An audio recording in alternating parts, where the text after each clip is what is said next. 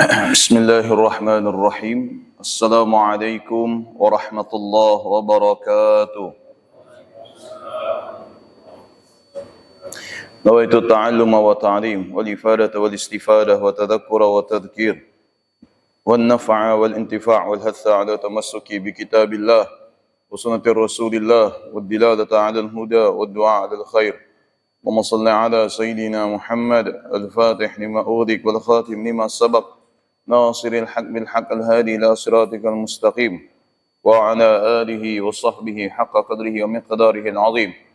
سبحانك لا علم لنا إلا ما علمتنا إنك أنت العليم الحكيم. رب اشرح لي صدري ويسر لي أمري واحلل عقدة من لساني يفقهوا قولي. وصلى الله على سيدنا محمد وعلى آله وصحبه وبارك وسلم والحمد لله رب العالمين. الحمد لله رب العالمين وبه نستعين على أمور الدنيا والدين والصلاة والسلام على أشرف الأنبياء والمرسلين سيدنا محمد وعلى آله وصحبه أجمعين. قال المصنف رحمه الله ونفعنا وبعلومه في الدارين إلى أن قال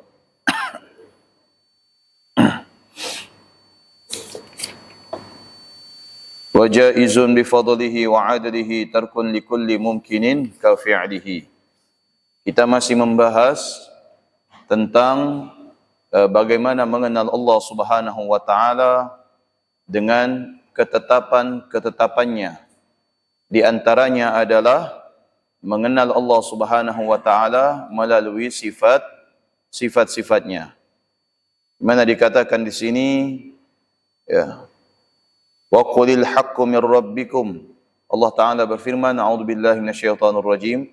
Wa qulil haqqu mir rabbikum faman syaa'a fal yu'min wa man syaa'a fal yakfur.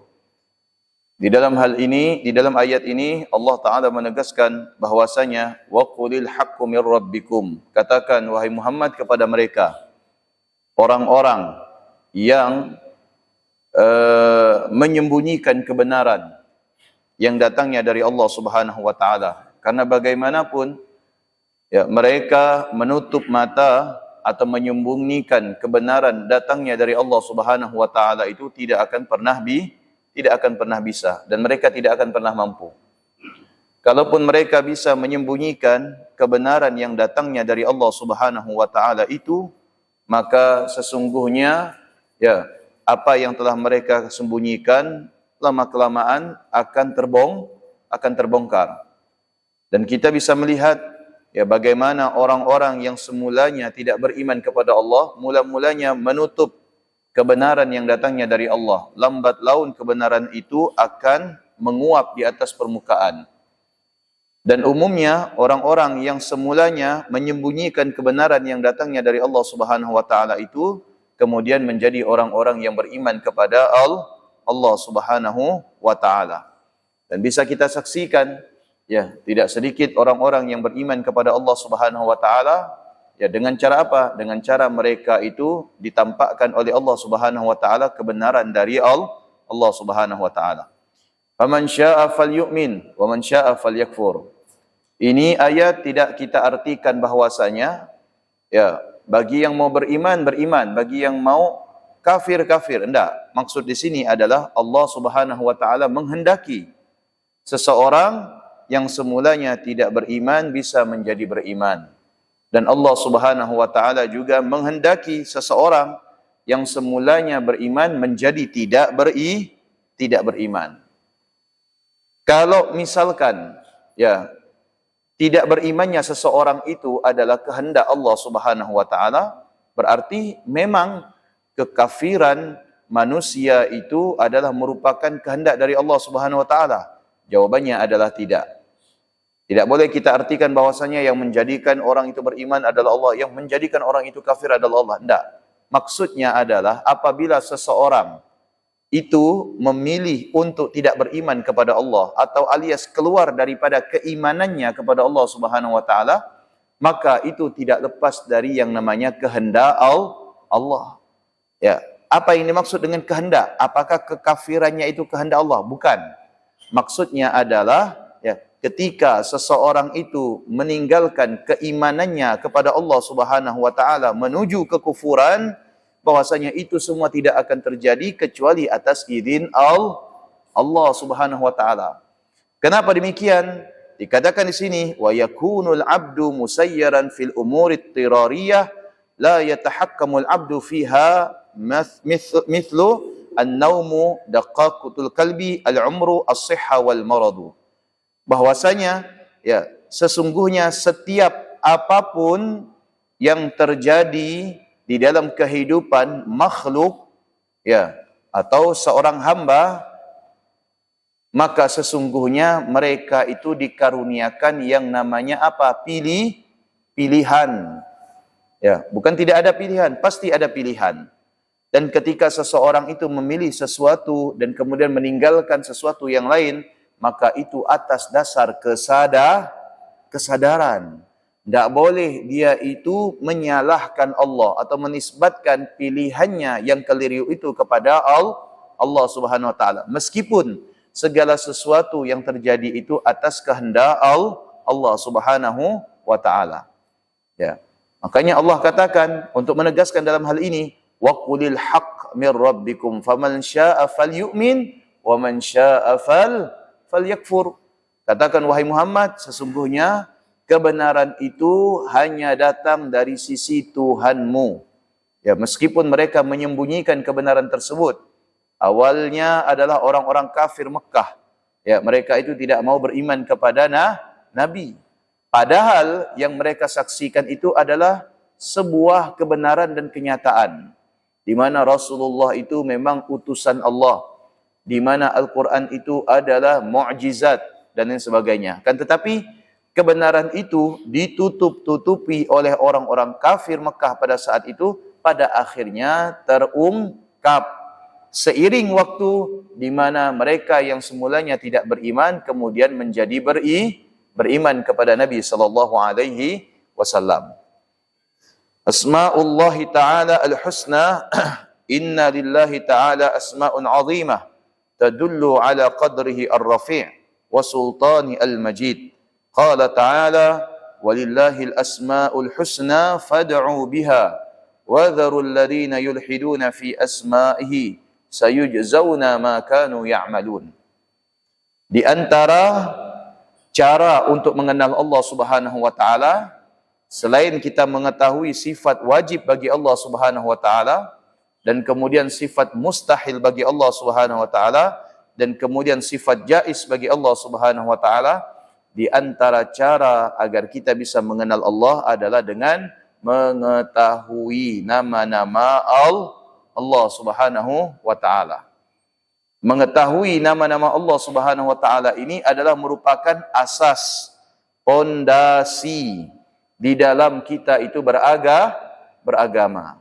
Karena ada sebuah istilah mengatakan tak kenal maka tak cinta dulu. Ya, tak cinta maka tak sayang. Ya, masa langsung sayang? Cinta dulu.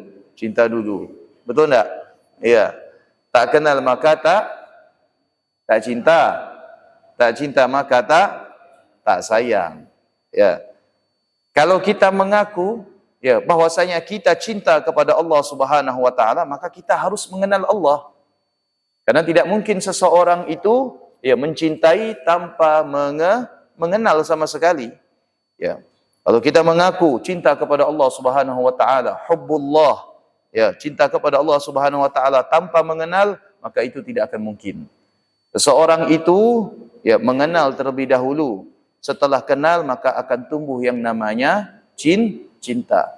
Setelah mencintai maka akan tumbuh yang namanya sayang. Ya, karena semua itu tidak akan muncul begitu saja tanpa didahului dengan yang namanya sebab. Mengetahui nama Allah Subhanahu wa taala itu adalah merupakan satu di antara cara mencintai Allah Subhanahu wa taala. Ya, di antaranya adalah dengan mengenal nama-nama Allah Subhanahu wa taala yang umumnya kita sebut asmaul husna. Dan asmaul husna adalah merupakan pondasi. Ya, pondasi apa? Pondasi agama kita. Karena dengan semakin mengenal Allah Subhanahu wa taala, maka akan semakin kuat pondasi agama kita. Dan tidak sedikit Bapak Ibu, mohon maaf, orang yang tidak mau beriman kepada Allah, ya, sebabkan apa? Di antaranya adalah karena memang mereka itu tidak mengenal Allah. Ya, mereka itu tidak mengenal Allah Subhanahu wa taala. Seandainya mereka mengenal Allah, niscaya mereka itu tidak akan meninggalkan Allah, apalagi mereka itu keluar daripada agama Allah Subhanahu wa taala. Ya, pernah saya kasih contoh kan, bagaimana seorang mahasiswa teolog atau filsafat, rambutnya panjang, ya, mukanya ya seperti itu, ya. Kemudian dia bilang apa? Ya, saya ini adalah orang yang pantas mengaku sebagai Tuhan, katanya. Ya, bayangkan, ya, di depan audien dia bilang seperti itu. Dia bilang apa? Saya ini adalah orang yang pantas mengaku sebagai Tuhan. Ya, ditanya sama pembawa acara, alasannya apa Pak? Kok tiba-tiba Bapak ini ngaku sebagai Tuhan? Iya, karena dikatakan di dalam Al-Quran bahwasanya barang siapa yang tidak bergantung kepada selain dirinya, maka dia layak mengaku sebagai Tuhan. Ini, ya, orang yang semacam ini mengklaim kalau dia itu layak menyandarkan dirinya sebagai Tuhan, padahal hakikatnya apa? Dia itu tidak mengenal Allah Subhanahu wa taala sama sekali. Yang dia katakan di dalam Al-Quran itu nyatanya tidak ada dalam Al-Quran, menandakan kalau dia itu tidak pernah baca Quran. Gimana kita bisa percaya Pak? Orang yang mengatakan, Allah mengatakan dalam Al-Quran begini, tapi yang dia sampaikan itu tidak ada dalam Al-Quran. Berarti dia telah berbohong. Ya, dia mengatakan bahwasanya Allah katakan dalam Al-Quran, padahal Allah tidak berkata demikian. Berarti dia telah berbohong. Ya. Berbohong untuk apa? Untuk membela kedustaan yang telah dia ungkapkan. Ya. Dia seakan-akan apa yang disampaikan itu adalah kebenaran, padahal itu adalah kedustaan. Kemudian dia mengatakan apa? Bahwasanya tidak bergantung kepada selain saya, itu adalah sesuatu yang ada nilai ketuhanan. Nah sekarang Bapak Ibu, kalau dia mengaku sebagai Tuhan, kira-kira ada tidak sifat-sifat atau nama-nama Allah yang ada di dalam dirinya? Ada tidak kira-kira? Tidak ada.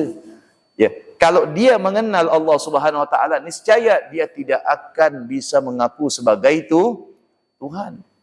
Begitulah yang terjadi kepada Namrud, begitulah yang terjadi kepada Fir'aun. Karena dia tidak mengenal Allah, sehingga ketika dia hanya mengenal dirinya seperti itu, dia akan mudah kagum dan seakan-akan dialah mengklaim kalau dia itu sebagai Tuhan. Padahal jauh sekali daripada nilai-nilai ketuhanan. Baik, kalau ada manusia mengaku kalau dia itu sebagai Tuhan, ya, di antaranya apa? Kita boleh tes satu saja. Apa? Sifatnya yang berbunyi Ar-Rahman. Ya, tidak usah kita bahas 98. Satu saja Ar-Rahman.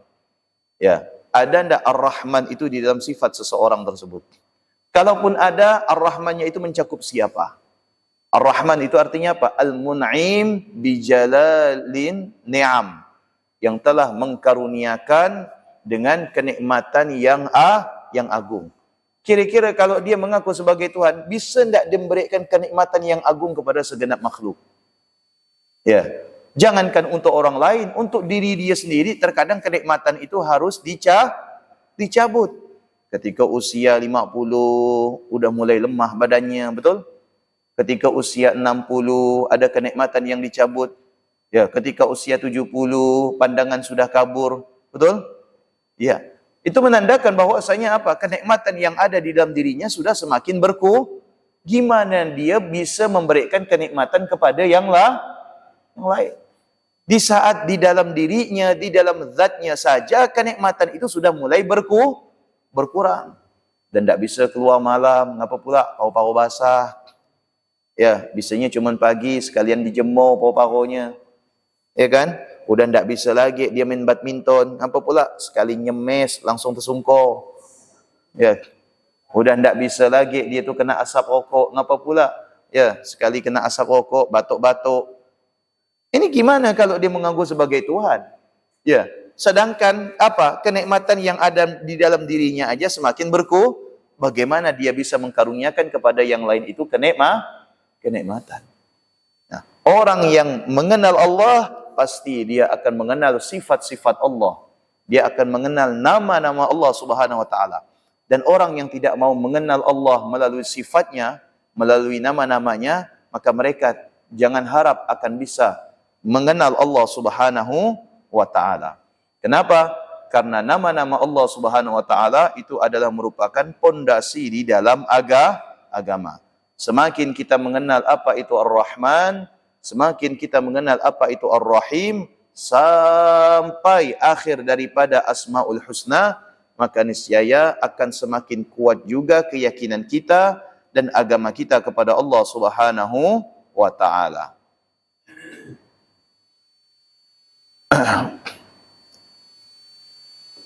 Anna min maqamatid din al-azimah wa manazilihi al-aliyah ar-rafi'ah ma'rifatur rabbil azim wal khaliq al-jalil bi ma'rifatil asma'il husna.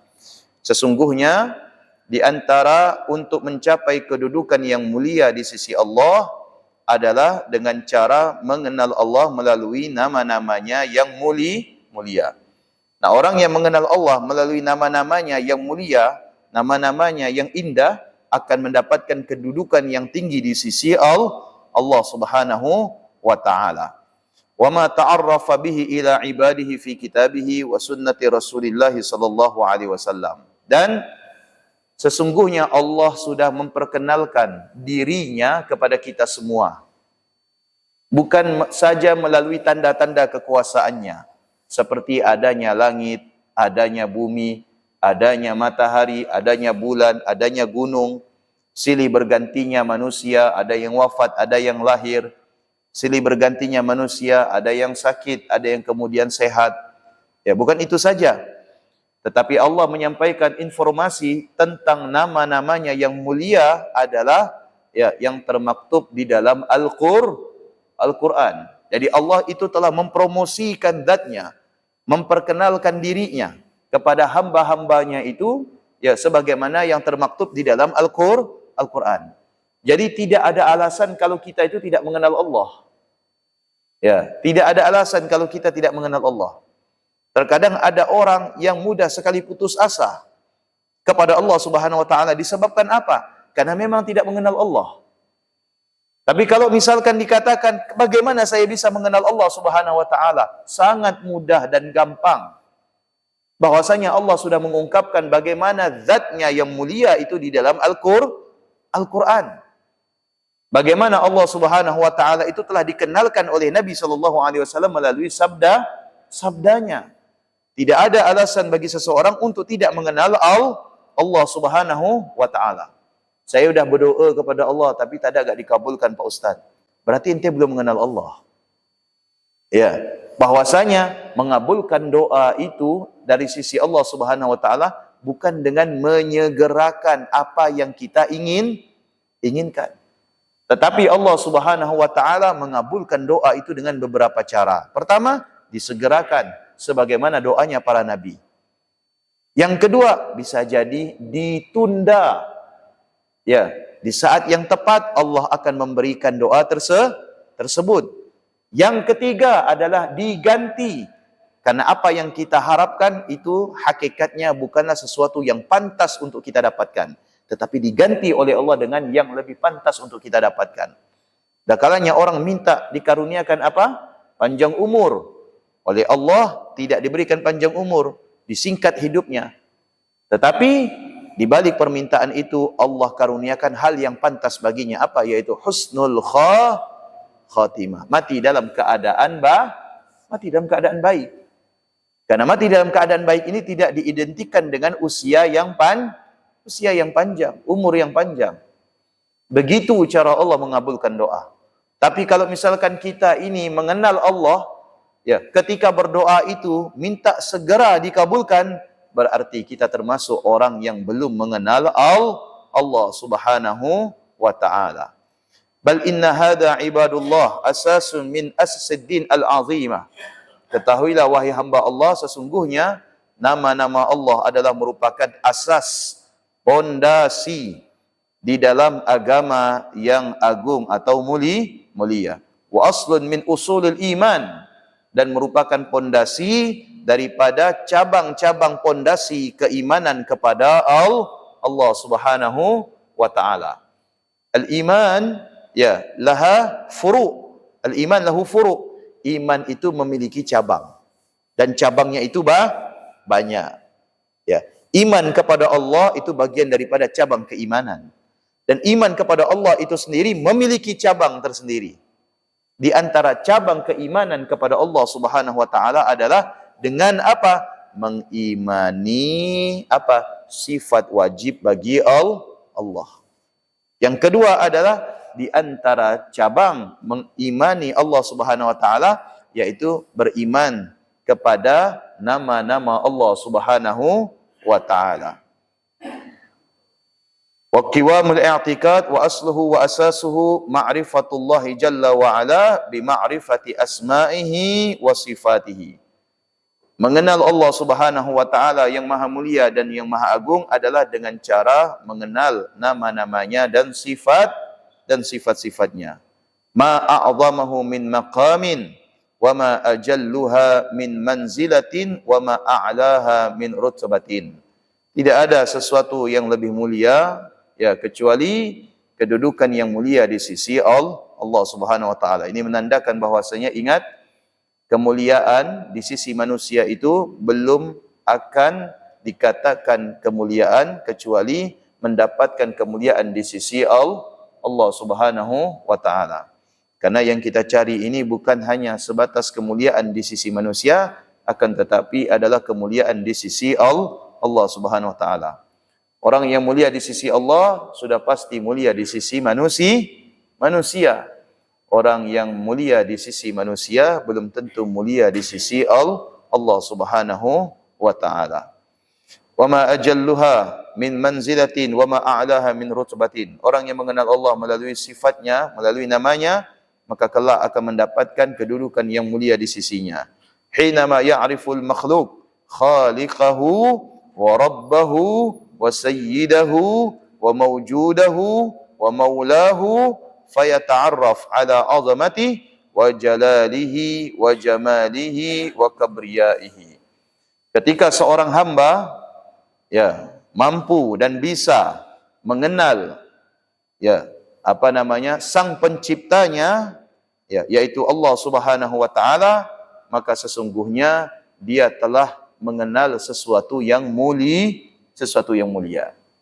Ini kadang kita kasih contoh seperti ini. Ada orang ngobrol sama kita. Tiba-tiba ada orang lewat nyapa. Nyapa, kemudian yang ngobrol sama kita nih nyapa orang tersebut. Nah, kemudian kita bilang, "Ente kenal sama dia?" "Kenal saya." "Mau ente kenalan sama dia?" "Mau ente kenalan sama dia?" Nah, itu berarti menandakan apa? Menandakan ruginya seseorang itu berkenalan dengan orang tersebut. Sehingga ditanya lagi, "Mau ente berkenalan dengan dia?" Kalau saya tidak mau kenal lagi. Kenapa? Karena merasa dirugikan. Tapi untuk Allah, tidak akan rugi orang yang mengenal Allah. Dimanapun dan kapanpun. Orang yang sudah mengenal Allah, Bapak Ibu, mereka tidak akan pernah dirugikan. Apapun keadaannya.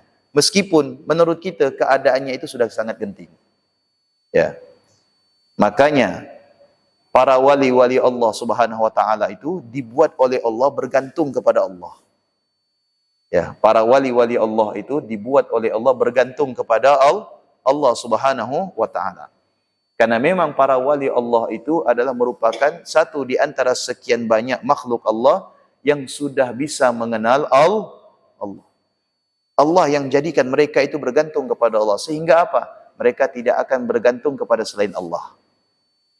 Apakah lantas ketika Allah menjadikan para wali-wali kekasihnya itu tidak bergantung kepada selain Allah, menandakan bahwasanya wali-wali tersebut tidak bermuamalah kepada manusia? Tidak bermuamalah. Apa tidak berinteraksi dengan manusia? Berinteraksi, bergaul, berkumpul. Tapi ingat, kekasih Allah, meskipun dia berada atau berkumpul dengan manusia, keadaannya itu tetap dengan Allah. Keadaannya itu tetap mengingat Allah Subhanahu wa taala. Dan para kekasih Allah itu dimanapun mereka berada, mereka itu tidak akan pernah luput dari Allah. Di antaranya kita bisa lihat ya bagaimana ketika Nabi kita Muhammad itu hijrah meyakinkan kepada Abu Bakar bahwasanya Allah bersama mereka. Di saat Abu Bakar takut, khawatir, cemas, bimbang dengan keadaan Nabi, maka Nabi meyakinkan Abu Bakar dengan kalimat, ma zannuka ya Aba Bakrin Allahu thalithuhuma. Jangan engkau mengira wahai Abu Bakar, kita ini hanya berdua, tetapi kita bersama Allah Subhanahu wa taala. Itu ciri-ciri wali Allah. Ciri kekasih Allah itu tidak pernah takut. Ala inna awliya Allah la khawfun alaihim wa la hum yahzanun. Kenapa? Karena mereka sudah menggantungkan keadaannya kepada Allah. Ya, mereka dimanapun berada. Meskipun Nabi Muhammad itu berada di gua, tidak ada listrik. Ya, apalagi? Tidak ada tempat untuk menyimpan makanan. Tiada tempat untuk memasak. Tapi karena menggantungkan keadaannya kepada Allah Subhanahu wa taala, maka bagaimana? Kata Sayyidina Abu Bakar Siddiq, "Lau nazara ahaduhum ila qadamai la absarna." Seandainya salah seorang di antara mereka, orang-orang kafir pada saat itu yang mengikuti Nabi sallallahu alaihi wasallam, melihat kaki salah satu di antara kami, maka niscaya mereka akan menangkap kami. Mudah sebenarnya bagi orang kafir pada saat itu untuk menangkap Nabi dan Abu Bakar berada di dalam gua. Namun Nabi Muhammad berhasil meyakinkan Abu Bakar untuk menggantungkan keadaannya kepada Allah, maka sesuatu yang mudah bagi manusia akan menjadi sulit apabila dipersulit oleh Allah. Tapi sebaliknya, sesuatu yang sulit bagi manusia akan mudah manakala Allah Subhanahu wa taala akan mempermudah. Ya, tu'til mulka man tasya wa tu'izzu man tasya wa tudhillu man tasya biyadikal khair innaka ala kulli syai'in qadir. Nah, kita kan sudah dapat pelajaran Bapak Ibu. Ya, gimana kemarin itu kita mengalami pemadaman bukan bergilir lagi, serempak dah. Ya enggak? Bukan pemadaman bergilir, tetapi pemadaman serempak. Ya, durasinya cukup lama, 5 sampai 6 jam. Ya. Nah, kita bisa melihat Bapak Ibu, Masya Allah, begitu kita mengalami pemadaman serempak, apa yang terjadi? Cemasnya luar biasa. Cemasnya luar biasa. Sebagian manusia, ya, cemasnya luar biasa. Tetangga kita, saudara kita, keluarga kita cemas. Di grup ribut, ya, sampai-sampai keluar kalimat sumpah, serapa, caci, maki, na'udzubillah, dan lain sebagainya. Oke, kalaupun itu dianggap benar-benar kesalahan yang disengaja, ya, mudah-mudahan, ya, apapun bentuk kesengajaan itu untuk menzolimi rakyat, supaya mendapatkan balasan dari Allah. Tapi kalau tidak ada kesengajaan, tidak boleh kita itu mengeluarkan kalimat-kalimat yang tidak pantas, kalimat-kalimat yang tidak baik. Karena bagaimanapun ketetapan itu datangnya dari Allah Subhanahu wa taala. Dan ingat Bapak Ibu, begitu akan tiba jadwal pemadaman serempak, itu manusia sebagian bimbangnya luar. Bukan 4 kotak, tapi 4 dus. Ya, tidak tahu lilin tu dibuat apa. Apakah dibuat penerang atau lilin tu dibuat mendatangkan duit. Ya, tidak faham enggak kita? Ya. Ada yang beli lampu cas, ada yang beli kipas cas. Bahkan ada yang ngungsi ke hotel. Betul enggak? Cemasnya luar biasa. Ya. Kalau seandainya Bapak Ibu kita mengenal Allah Subhanahu wa taala, kita tidak akan pernah secemas itu. Apa nak kita cemaskan gelapnya dunia ini? Pada akhirnya pasti akan terang. Ya, betul enggak? Apa nak kita cemaskan? Ya, gelapnya dunia ini pada akhirnya pasti akan terang. Walaupun mati lampu, pada akhirnya pasti hidup. Walaupun nyalanya butuh 5 sampai 6 jam, betul tak? Katakanlah gelap, masih luas dunia ini, kita bisa pergi ke Sungai Jawi, kita bisa pergi ke Indomaret, Alfamart, walaupun nak nyejukkan badan. Ya tak? Ada sebagian yang ngungsi ke mall katanya. Tak tahu saya fikir sampai jam berapa dia di mall tu. Tak letih dia ke sana ke sini, naik sampai tingkat 3. Ya kan? Ujung-ujungnya lapar. Ya, kafe-kafe penuh. Di dunia masih leluasa, Pak, meskipun gelap. Tapi pernah tak kita khawatir kalau kuburan kita yang gelap? Ya. Kalau kuburan kita gelap, kita nak ke mana? Nak ke Sungai Jawi? Nak ke Indomaret? Nak ke Alfamart? Di mana nak kita nak cari penerang? Nak cari pendingin tu di mana? Tidak ada penerang, tidak ada pendingin di alam kubur kecuali dengan amal. Ya. Pernah tak kita berpikir bahwasanya gelapnya dunia ini ya tidak akan menjadikan kita itu dihimpit. Tidak akan menjadikan kita itu ditekan. Karena dunia ini masih luas. Mati lampu di sini, mungkin hidup lampu di daerah lain. Kita bisa ke daerah lain. Ya. Tapi kalau sudah berbicara di alam kubur bagaimana? Ya. Kalau mati lampu di dunia, di daerah kita, di kawasan kita, kita bisa mempersiapkan sesuatu untuk mengatasi keadaan kita ketika kita mati lampu. Apakah kita sudah mempersiapkan diri kita? Ya, ketika kita ini cikal bakal akan masuk ke tempat yang paling sempit di dunia, ke tempat yang paling gelap di dunia, ke tempat yang paling suram di dunia, yaitu alam kubur. Apakah kita sudah mempersiapkan? Ya, kematian yang akan kita hadapi sebagaimana kita sudah mempersiapkan ya pemadaman listrik yang telah kita hadapi. Kalau kita mengenal Allah Subhanahu wa taala, maka kita tidak akan bimbang. Ya. Saya bilang kepada istri dan anak-anak, meskipun mati lampu, kita tidak boleh meninggalkan rumah. Saya bilang gitu. Jalani saja, saya bilang. Kalau panas, ya mau gimana lagi? Ya, tidak apa-apa. Tidur, tidak pakai baju, tidak masalah. Saya bilang gitu. Ya, betul tidak? Tidak boleh meninggalkan rumah. Ya, bagaimanapun keadaannya. Saya bilang gitu. Pada akhirnya lampu itu pasti hidup. Waktu malam Jumat yang lalu, malam Jumat kemarin, itu kan lama mati lampu malam itu kan? Dari kapan itu? Dari jam 8 sampai setengah 1. Waktu itu saya masih berada di daerah ini, Arang Limbong. Saya di Arang Limbong, pulang ke rumah jam 12, mati lampu. Ya, anak-anak tidur depan TV, tak ada baju. Saya bilang tenang saja, saya bilang pasti hidup. Setengah 1 akhirnya hidup. Akhirnya bisa tidur kembali. Ya. Di dunia ini segala sesuatu itu mudah berakhir. Ya, mati lampu ke, panas ke, betul enggak? Tapi kalau kita berbicara di alam kubur, itu kapan berakhir? Ya, gelapnya alam kubur ketika amal kita sedikit akan gelap sampai hari kiamat. Nunggukan kiamatnya itu bila? Ya. Sempitnya alam kubur karena sedikitnya amal itu akan tetap sempit dan bahkan menghimpit diri kita, badan kita, tubuh kita. Sampai kapan? Sampai hari kiamat.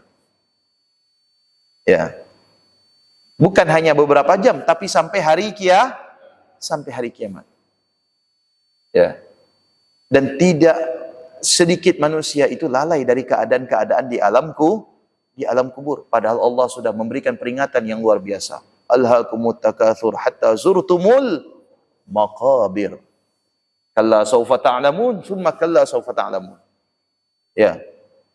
Bagaimana pengetahuan kita tentang alam kubur meskipun ya kita tidak mengetahui sekarang, suatu saat kita akan mengetahui bagaimana keadaan di alam kubur. Karena sebagai tempat terakhir kita hidup di dunia. Nah, makanya orang yang mengenal Allah tidak akan pernah bimbang bagaimanapun keadaannya. Orang yang mengenal Allah tidak akan pernah cemas.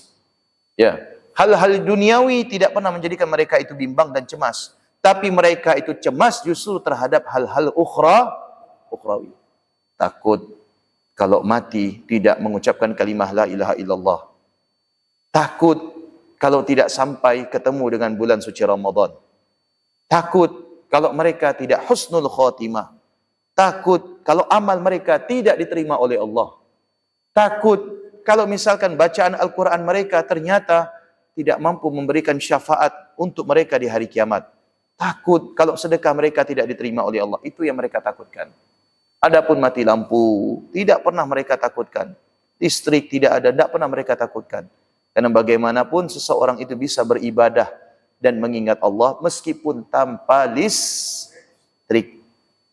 Tanpa yang namanya penerang, karena cukup bagi mereka adalah penerang hati agar bisa senantiasa terkoneksi dengan Allah Subhanahu wa taala. Gelapnya ruangan, tidak adanya fasilitas listrik tidak akan menghalangi mereka untuk mengingat Allah. Tapi tidak sedikit orang yang terang tempatnya, listriknya banyak, tapi justru keadaannya luput dari Allah Subhanahu wa ta'ala. Semoga Allah memaafkan kita semua. Amin ya rabbal alamin. Wa yata'arraf ala asma'ihil husna wa sifatihil ula ala daw ma ja'a fi kitabillah wa sunnatir rasulillah sallallahu alaihi wasallam. Maka kita mengenal Allah Subhanahu wa ta'ala ya dengan apa? Dengan sifatnya, dengan nama-namanya yang mulia, itu sebagaimana Allah katakan di dalam Al-Quran dan sebagaimana yang disabdakan oleh baginda Nabi sallallahu alaihi wasallam.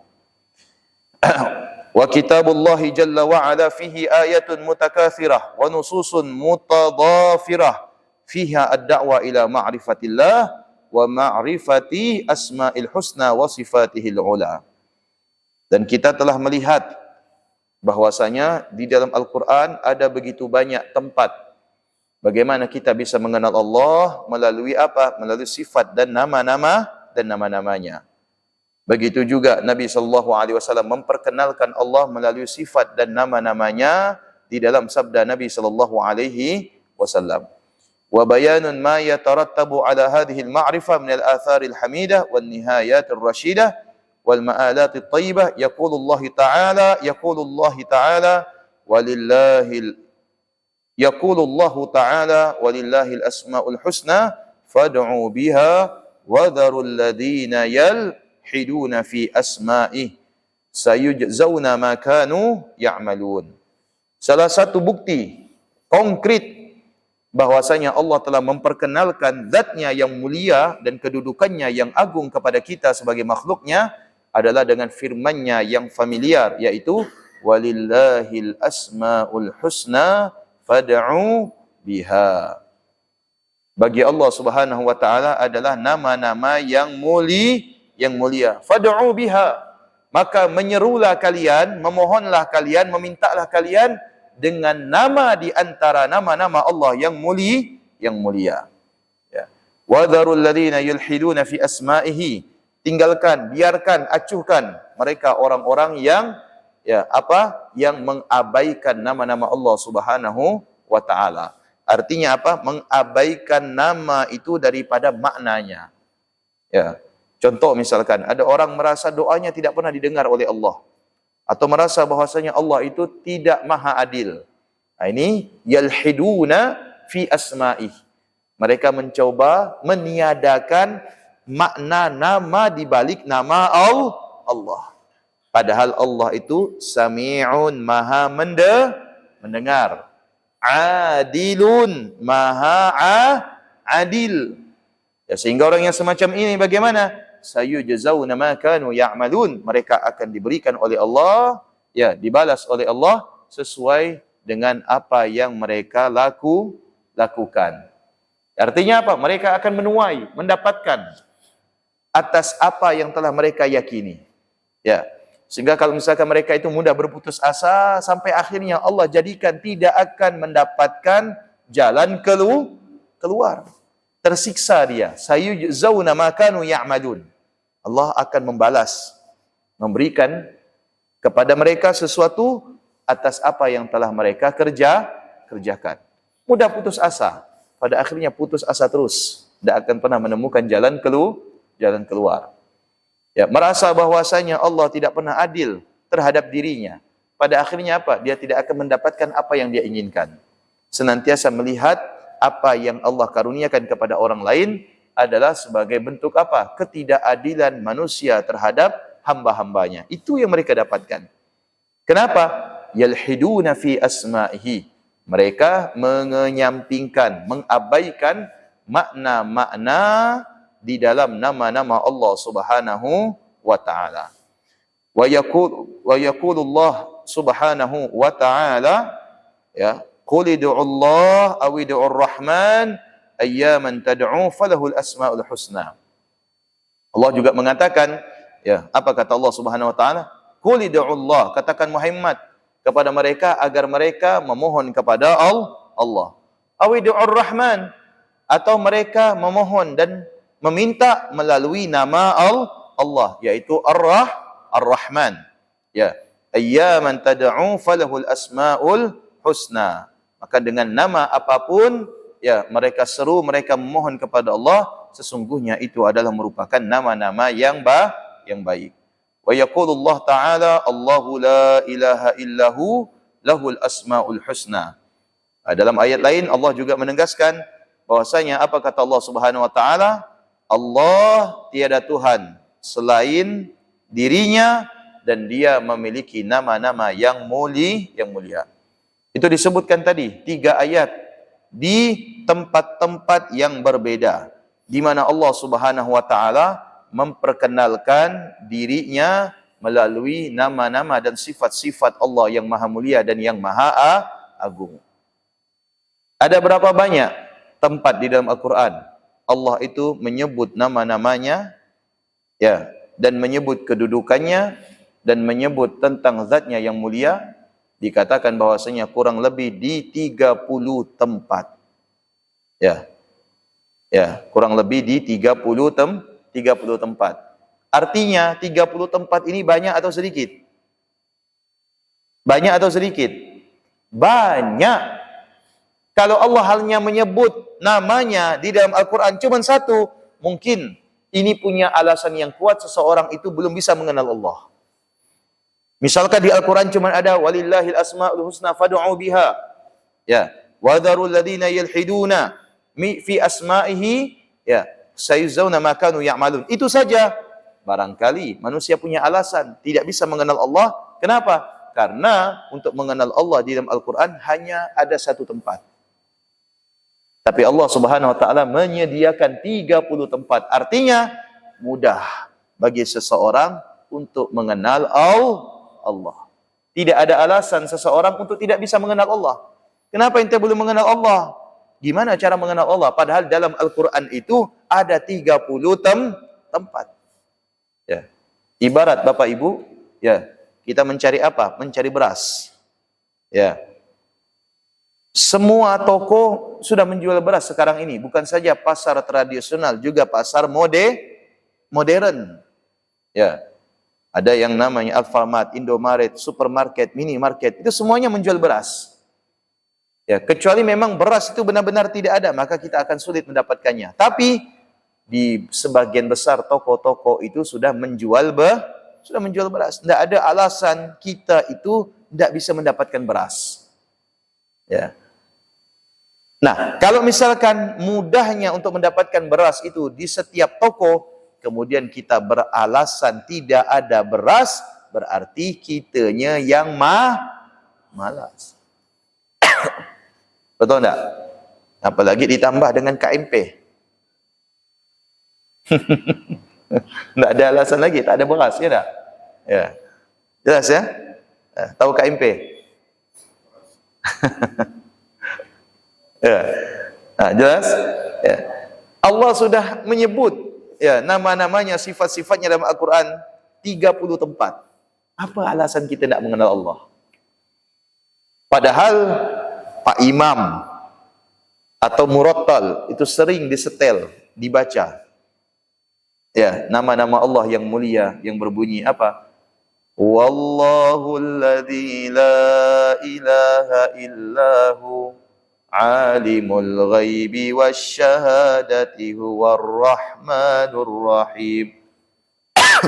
Huwallahul ladzi la ilaha illahu al-malikul quddusus salamul mu'minul muhaimin al-azizul jabbarul mutakabbir subhanallahi amma yushrikun. Terus wallahul khaliqul bari'ul musawwiru lahul asma'ul husna yusabbihu lahu ma fis samawati wal ard wallahul azizul hakim. Itu kan asma'ul husna itu. Ya. Jangan sampai kita ketika dibaca ayat itu geleng-geleng kepala. Allah, apa yang digelengkan kalau tidak bisa mengenal Allah? Ya, jangan cuma menggeleng-gelengkan itu karena nada. Tapi yang diharuskan adalah memahami maknanya. Wallahul ladzi la ilaha illahu, ialah Tuhan, tiada Tuhan selainnya. Alimul ghaibi wasyahadah, yang maha mengetahui apa-apa yang tampak, apa-apa yang disembunyikan. Ya. War-Rahmanur Rahim, Allah lah yang maha pengasih dan Allah lah yang maha penyayang. Oh, ternyata kenapa hal-hal yang ghaib itu tidak Allah tampakkan kepada kita? Itu adalah bentuk kasih sayang Allah kepada kita. Seandainya hal-hal yang ghaib itu Allah tampakkan kepada kita, tidak akan bisa bekerja kita. Kita tidak akan bisa beribadah. Ya, salah satu contoh saja. Seandainya para jin itu menampakkan dirinya kepada kita, gimana ceritanya? Mau tidur, lihat Allahu Akbar. Ya, mau masuk WC, Allahu Akbar. Ya, tenang tak hidup kita? Tidak tenang. Ketika jin menampakkan wujudnya yang asli, itu baru jin, dan itu pun baru satu jin. Belum jin yang lain, apalagi jini oh jini. Nah, bapak senang dia kok jini oh jini, diajak kenalan sama dia. Jelas ya, rahmannya Allah itu tidak menampakkan sesuatu yang tidak tampak bagi kita. Kalau Allah berkuasa, ngapa Allah tak tampakkan jin? Ngapa Allah tak tampakkan malaikat? Ngapa Allah tak tampakkan neraka, tak tampakkan surga? Bukan Allah itu tidak kuasa, tapi karena Allah sayang. Karena Allah sayang sama kita, tidak Allah tampakkan. Kalau Allah tampakkan, Allah, mungkin kita pingsan untuk selama-lamanya alias mati kita. Ya, melihat bagaimana keadaan di alam kubur, melihat bagaimana malaikat mencabut nyawa orang lain. Ya. Itu bagian daripada sifat kasih sayangnya Allah Subhanahu wa taala. Ya. Makanya kalau ayat-ayat yang menceritakan tentang Asmaul Husna itu bukan saja kita ketahui, tetapi harus kita fahami maknanya. Ya. Jadi ada 30 ayat, banyak itu dalam Al-Quran. Ya. Dan kewajiban kita untuk apa? Untuk memahami maknanya supaya bertambah kuat keyakinan kita kepada Allah Subhanahu wa taala. Anna ma'rifatullah azza wa jalla wa ma'rifati asma'il husna wa sifatihil azimah babun syarifun minal ilmi al-atharu al-balighu ala man a'tana bihi wa fahmihi. Mengenal Allah melalui sifatnya, mengenal Allah melalui nama-namanya, itu adalah merupakan apa? Merupakan kemuliaan di dalam pengetahuan. Ketika seorang hamba mampu mengenal Allah melalui sifat dan namanya, berarti ia telah mendapatkan pengetahuan yang mulia. Ya, al-ilmu syariful ilm, kemuliaan di dalam pengetahuan. Ilmu itu kan pengetahuan. Ketika seseorang itu mampu menjadikan pengetahuannya itu untuk mengetahui nama Allah dan sifat Allah, maka dia telah memperoleh kemuliaan di dalam pengetahuan. Dan ingat, ya, kemuliaan di dalam pengetahuannya terhadap nama dan sifat Allah itu akan memberikan bekas, pengaruh, dampak di dalam apa? Di dalam keyakinannya kepada Allah. Bukan hanya sekedar tahu, bukan hanya sekedar faham, tapi itu dapat memberikan dampak dan bekas di dalam keyakinannya kepada Allah Subhanahu wa taala. Inilah manfaat dari mengetahui dan mengenal Allah melalui sifat dan nama-namanya. Mudah-mudahan kita semua termasuk orang-orang yang memiliki perhatian, ya, orang-orang yang memiliki i'tina, pengetahuan kepada Allah melalui sifat dan nama-namanya, dan semoga semakin kuat keimanan dan keyakinan kita kepada Allah Subhanahu wa taala dengan mengetahui sifat dan nama-nama Allah Subhanahu wa taala. Semoga Allah menjaga keadaan kita dan menjauhkan kita dari pengaruh, ya, terhadap keimanan dan keyakinan kita kepada Allah Subhanahu wa taala. Amin ya rabbal alamin. Bismillahirrahmanirrahim. Subhanakallahumma wa bihamdika asyhadu an la ilaha illa anta nastaghfiruka wa natubu ilaik. Assalamualaikum warahmatullahi wabarakatuh.